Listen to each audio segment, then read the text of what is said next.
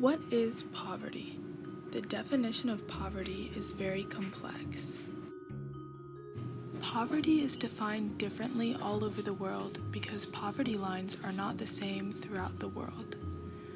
Countries that are lower income have a lower cost of living, which means their poverty lines are lower. This is the opposite for higher income countries. In the United States, the Census Bureau measures poverty using an official poverty measure. Components of these measurements include income, family size and composition, employment, and a plethora of other components. Many of these components of poverty connect to our documentary's focus: teen pregnancy. Teen pregnancy is not only a cause of poverty, but it is a consequence of it. There are many causes of teen pregnancy, including lack of parental care, lack of sex education, peer pressure, insufficient communication and supervision by parents, and most significantly, poverty. In regards to teen pregnancy in high school, we interviewed 2 school counselors from 2 different schools located in Prince George's County. My name is Ms. Russell. I am a school counselor here at Eleanor Roosevelt. I've been here for about 5 years. Hi, my name is Erica Durr, and I am a school counselor at Northwestern High School. These 2 counselors were able to provide us with great information about how school systems handle teen pregnancy in schools, and were able to give us insight of the correlation between teen pregnancy and poverty through their experiences as counselors. One connection between poverty and teen pregnancy is living conditions. What area do these people live in? What conditions are these students living in? Both of these schools are located in urban areas. Eleanor Roosevelt High School is located in Greenbelt, Maryland, and Northwestern High School is located in Hyattsville, Maryland. Eleanor Roosevelt has a graduation rate of 90%, and 52% of its students are economically disadvantaged. 42% of Eleanor Roosevelt students are eligible to participate in the free lunch program. Northwestern has a graduation rate of 67%, and 77% of its students are economically disadvantaged. 67% of Northwestern students are eligible to participate in the free lunch program. While interviewing the counselors, we learned about the number of teen pregnancy cases acknowledged by counselors at each school. So I would honestly say in my last 5 years since being here at Eleanor Roosevelt, I personally have had 1 student pregnant on my caseload every year since I've been We usually have anywhere between 20 to 30 pregnant teens. I've had a few, like in the last 2 years, those students have had teen parents. But prior to that, no. Like, the other parents were extremely shocked and disappointed and upset, but they kind of worked through the process. So both 2-parent households. I've had some that vary where it was a single parent household, child was living with dad, and vice versa. So you get all sorts of different type of situations and how it's how the situation is presented. Have you observed a connection between teen parents who had teen parents themselves? Yes. And to the point where, they've given resources such as like teen pregnancy groups like that, depending on the culture of the building and the culture of what we see with the students. And it's based on a need. It's a need assessment. And so if we see that there's a higher population of students, then we've addressed it to have like teen parenting groups. And we had an outside agency with the nursing department come in and facilitate those groups.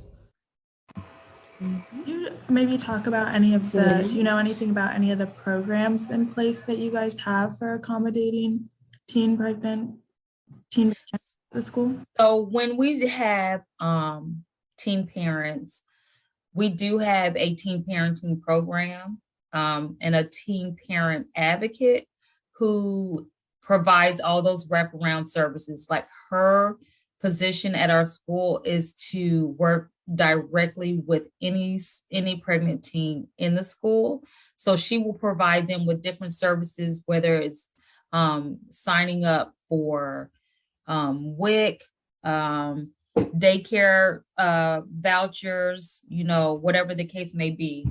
So she's very good about advocating for the teen parents and providing whatever services that they need. Do you see a relationship between teen parents and poverty? I don't make that connection.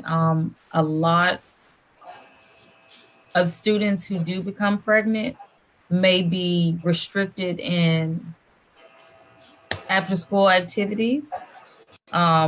So they're finding ways to belong, for a better term.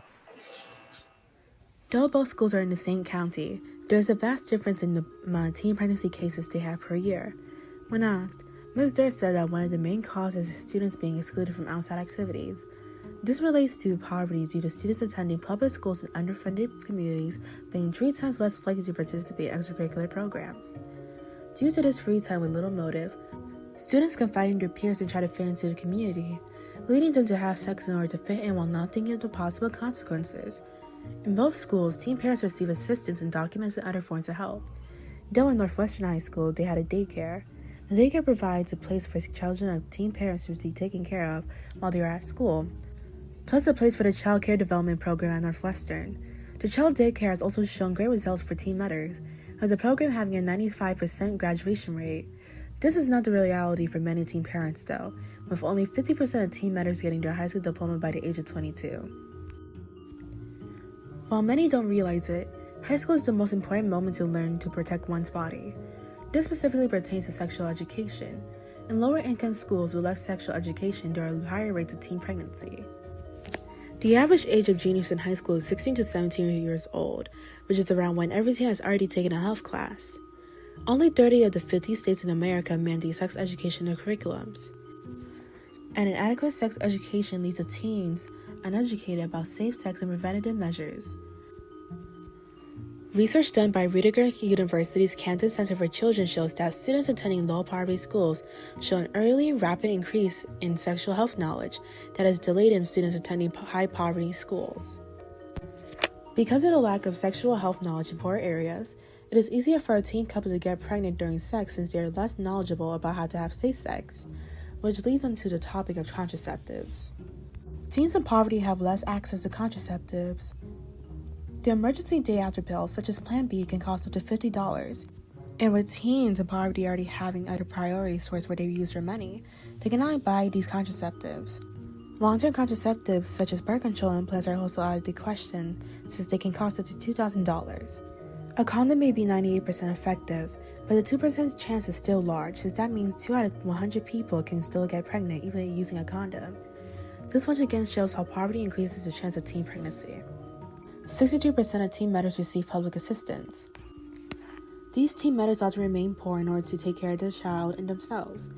According to the Center on Budget and Policy Priorities, the maximum income you can have in order to be eligible for the Supplemental Nutrition Assistance Program, SNAP, is $29,940 per year in a 3-person household. That is $2,495 a month.